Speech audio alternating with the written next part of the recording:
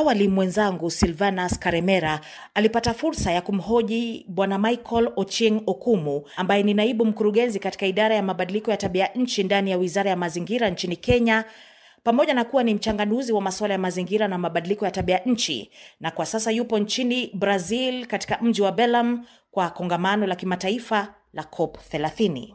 Tunatarajia malizia ile yenye tunaisema kwa kimombo Global Goal and Adaptation Framework, na hapo ndio tuko na zile mambo yenye tunasema ni indicators, yani yale vipengele ya kutueleza ya kuwa tumetoka wapi na tunaelekea wapi katika mambo ya adaptation. Tunatambua kwamba nchi zenye viwanda ndio zinazalisha hewa ya ukaa kutoka viwanda vikubwa ambayo inaharibu mazingira na mabadiliko ya tabia ya nchi na hali ya hewa, na tunajua kwamba Afrika ndiyo mhanga mkuu. Je, ni kwa namna gani unaamini kwamba labda mpango huu wa kuisaidia Afrika kukabiliana na hali hii labda utafanikiwa sana katika mkutano huu?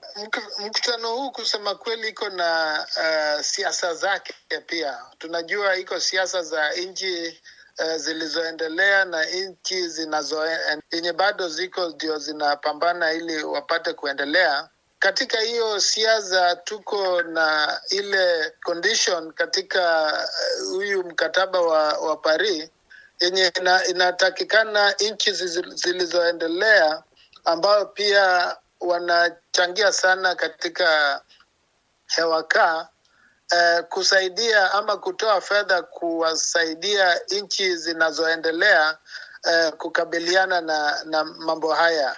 Na katika hiyo siasa shida kubwa yenye tuko nayo saa hii ni ile jambo la USA kujiondoa katika hii mkataba wa Paris. Labda kwa ufupi, ni zipi athari ambazo unadhani kwamba kuondoa kwa Marekani katika mchakato huu zinaweza kuhatarisha mustakabali mzima wa mapambano dhidi ya hali hii ambayo tunaizungumzia? Umejua mkataba wa Paris iko na lengo tatu muhimu. Ya kwanza ni ile kupunguza temperature, yani kulenga ya kuwa dunia tufanye juhudi ili maongezeko ya joto katika dunia isizidi 1.5. Na katika hiyo lengo shida kubwa ni ya kuwa tunapokuwa na watu mashuhuri ama nchi zile muhimu kama Marekani ambao wanachangia kama 30% ama 30% ya hewa kaa duniani nzima, wakijiondoa inamaanisha hao badala ya hao kupunguza hiyo 30% itakuwa inaongezeka badala ya kupungua. Sasa hiyo lengo itaadhiriwa zaidi because tutakuwa tunang'ang'ana kufanya hilo. Na kwa sababu wamejiondoa, sasa hiyo pengo imekuwa kubwa zaidi ya kuwa iko vitu mingi ambayo tuliweka kwa zile ahadi zetu zenye tunaita NDCs zenye hatutaweza kuyatekeleza kwa sababu ya ukosefu ya fedha, ama tutayatekeleza kwa fedha zetu lakini hazitatosha kwa sababu pia sisi tuko na priorities zingine za kujaribu ili nchi zetu pia ziwe na maendeleo. Tunatambua kwamba mkutano mwingine ujao wa COP utafanyika kule Ethiopia. Labda ni kwa namna gani bara la Afrika ambalo ni mhanga mkuu wa athari za mabadiliko ya hali ya hewa ambazo zinatokana na gesi ya ukaa ambayo inazalishwa na viwanda vikubwa katika mataifa makubwa, ni kwa namna gani Afrika tumejipanga hata katika ujumbe huu ambao mko huko Brazil katika msitu wa Amazon?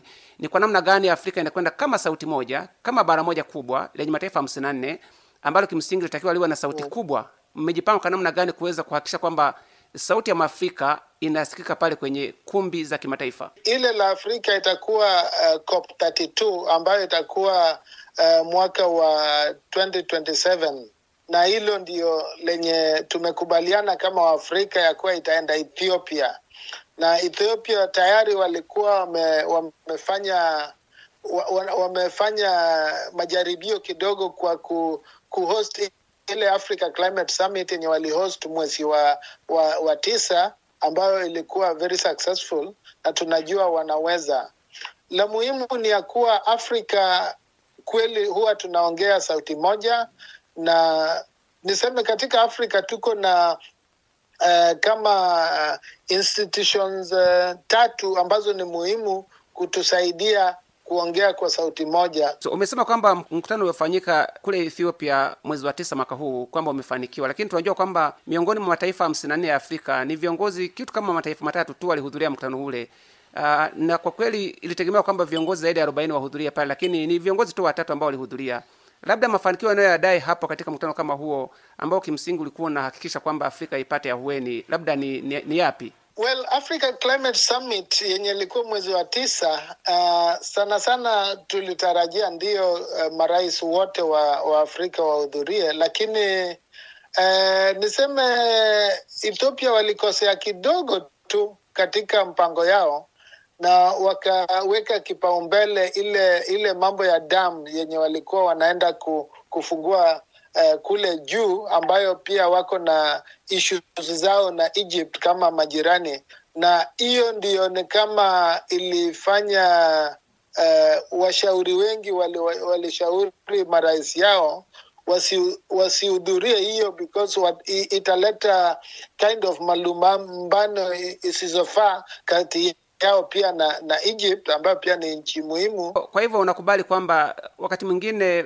mchakato mzima wa kuleta mabadiliko katika kupambana na hali ya hewa, athari za mabadiliko ya hali ya hewa kidogo unakinzana na siasa za mataifa ya Afrika, sio? Yes, lakini lengo sana tukiwacha siasa, yani siasa, lengo la mataifa ya Kiafrika kuhusiana na mabadiliko ya tabia nchi inakuanga moja.